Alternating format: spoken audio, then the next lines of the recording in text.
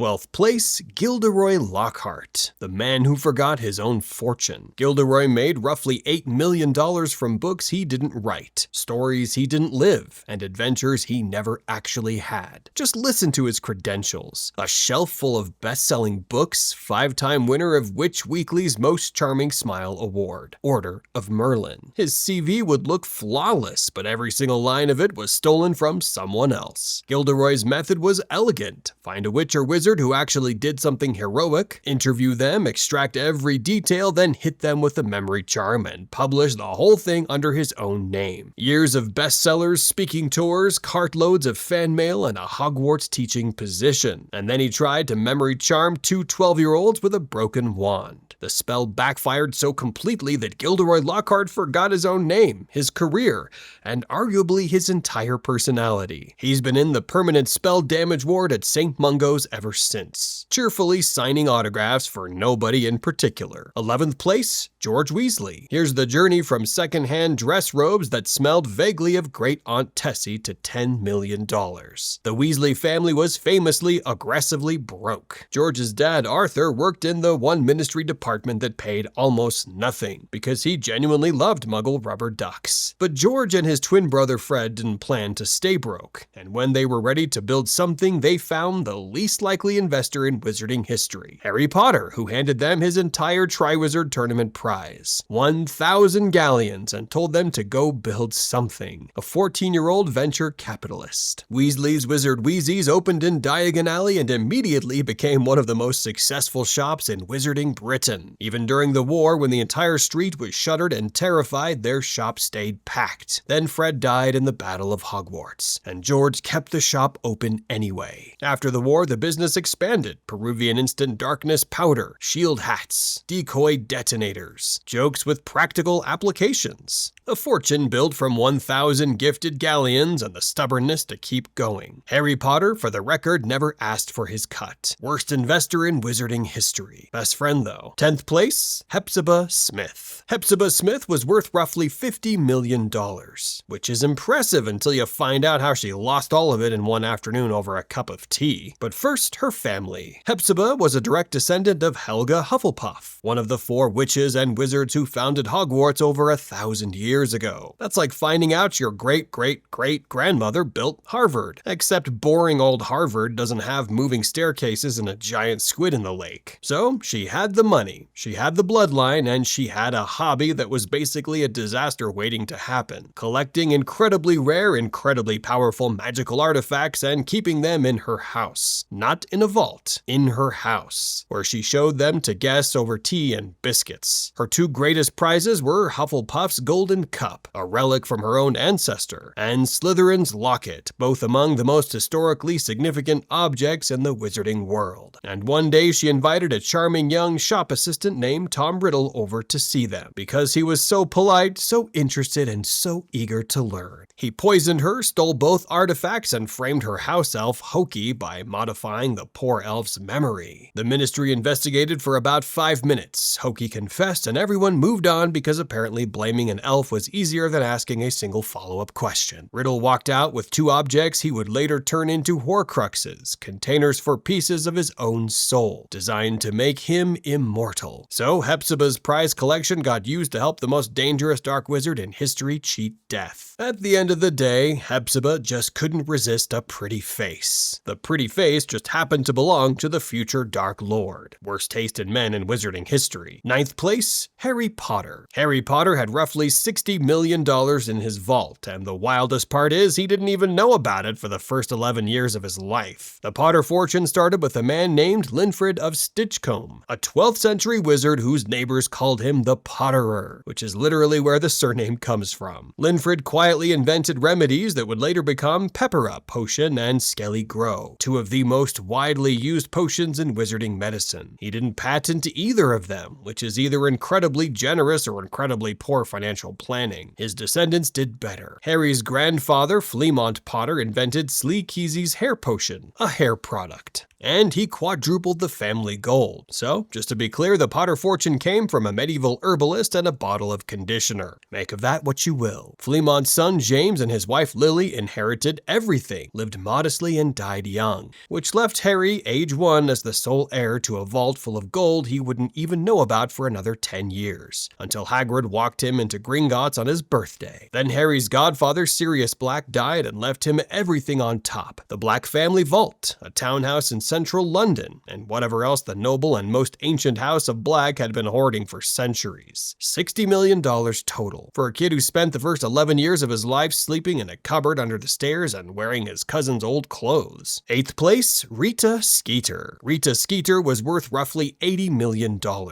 and roughly 99.9% of it came from gossip, scandal, and other people's worst moments. Basically the Kardashian business model, but with a quill. She was the Daily Prophet's most read journalist, a best-selling author, and an unregistered animagus who turned into a beetle to spy on people, which, as career strategies go, is either brilliantly committed or profoundly unhinged, possibly both. Her quick quotes quill did most of the creative work, feed it a few boring facts, and it produced dramatic, scandalous, borderline fictional articles that sold papers by the thousands. Harry Potter was an unstable attention seeker. Hermione was a heartbreaker toying with famous boys. Hagrid was a dangerous half-giant. None of it true, all of it profitable. Her real payday came after Dumbledore's death, when she published The Life and Lies of Albus Dumbledore, a biography so invasive, so sensationalist, and so spectacularly well-timed that it became the best-selling book in Wizarding Britain almost overnight. She wrote it in 4 weeks, because apparently grief is just another content opportunity. And then a 15-year-old Hermione Granger discovered the beetle trick, trapped her in a jar, and blackmailed her into the silence for an entire year. $80 million of media empire briefly neutralized by a teenager with a jam jar. 7th place, Garrick Ollivander. Garrick Ollivander was worth roughly $100 million,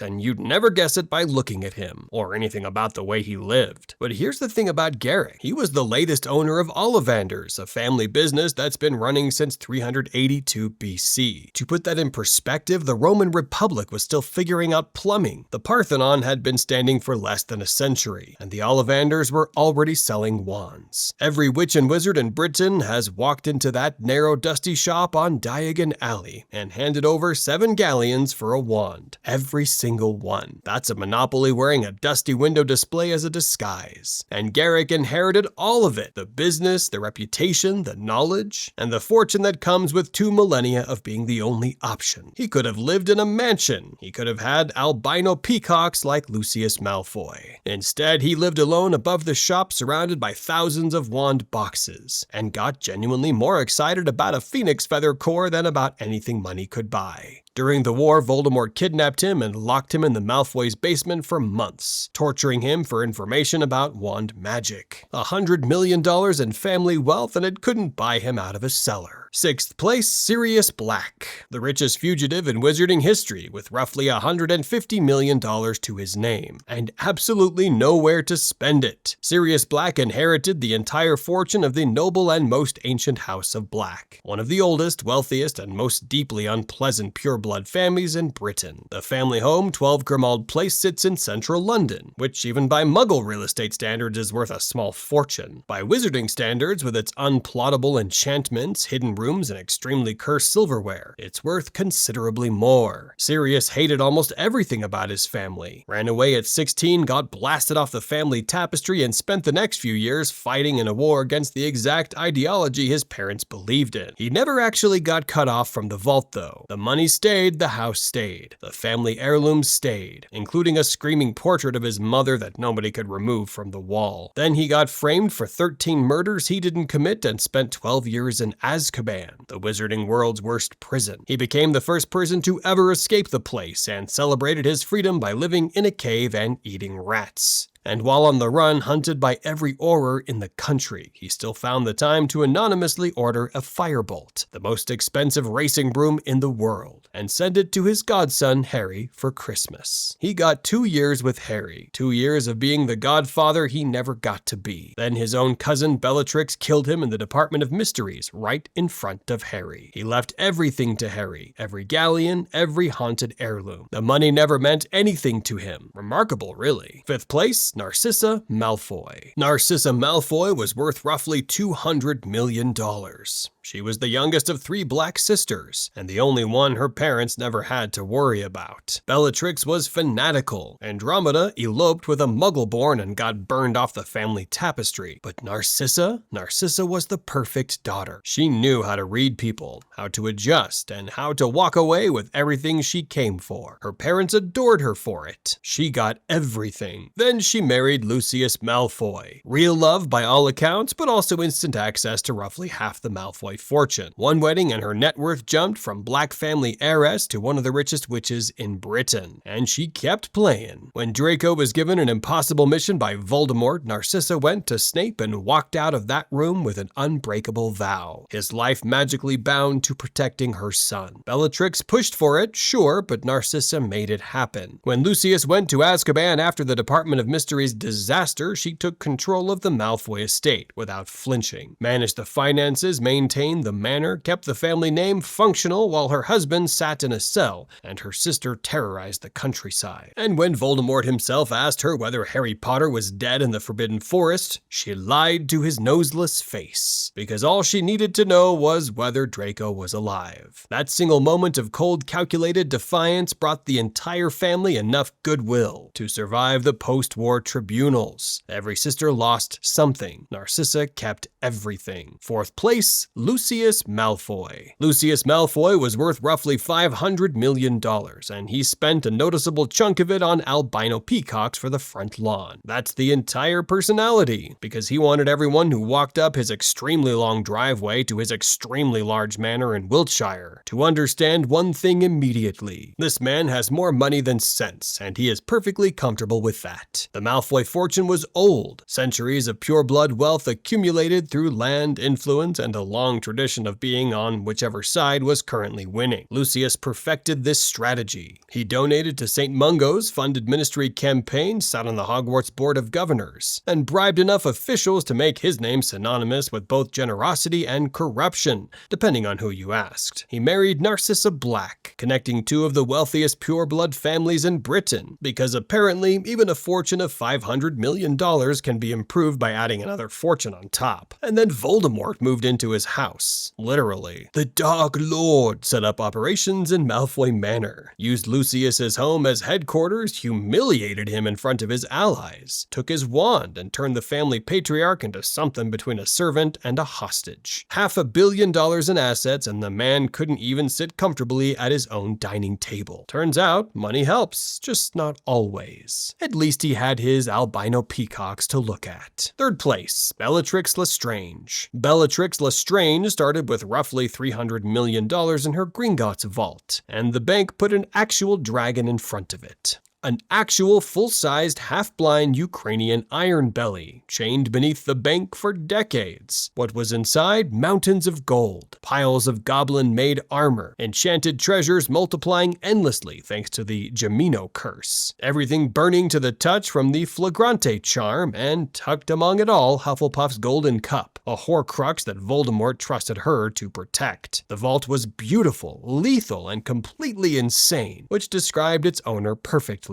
Marrying into the Lestrange family doubled that to $600 million, the kind of financial upgrade most people would celebrate. Bellatrix probably didn't notice. Then she spent 14 years in Azkaban for torturing the Longbottoms into permanent insanity. She emerged from prison looking feral, fanatical, and not remotely interested in her financial portfolio. The money just sat there. $600 million in gold and artifacts, guarded by a dragon growing through dark enchantments. Untouched for over a decade. Bellatrix didn't care about wealth. She cared about Voldemort. The vault was a storage unit she happened to own, not a priority. And she would have traded every galleon for 5 more minutes of serving the Dark Lord, which tracks perfectly for her. 2nd place, Voldemort. You thought Voldemort wouldn't make this list? Well, let's see the numbers. He got access to over $100 billion in under a decade, and didn't earn a single canute of it. Tom Riddle grew up in a Muggle orphanage wearing secondhand clothes, eating institutional food, and owning nothing of value. He arrived at Hogwarts with an empty trunk and a chip on his shoulder the size of the astronomy tower. So, how did he manage to do this? Through intimidation and blackmail. The Lestrange vault, hundreds of millions millions in gold handed over by followers too devoted to question him. The Malfoy coffers opened willingly by Lucius, who treated Voldemort's cause like a networking opportunity until it was far too late to back out. The Ministry treasury itself, once he took control. Death Eater's donations from every wealthy pureblood family too afraid or too fanatical to say no. Confiscated assets from Muggleborns, stripped of their wands and their rights. He absorbed wealth. Every vault, every estate, every family fortune that came within reach got redirected, repurposed, and spent on an ideology built entirely around one man's refusal to die. And personally, he lived in other people's houses, wore robes, and showed zero interest in material comfort. The man who controlled $100 billion didn't own a home. You know what happened next. Everything was destroyed, every asset seized, every ally dead or imprisoned, every galleon reclaimed. He died with nothing, which is exactly what he started with. First place, Nicholas Flamel. Nicholas Flamel was worth over $100 trillion,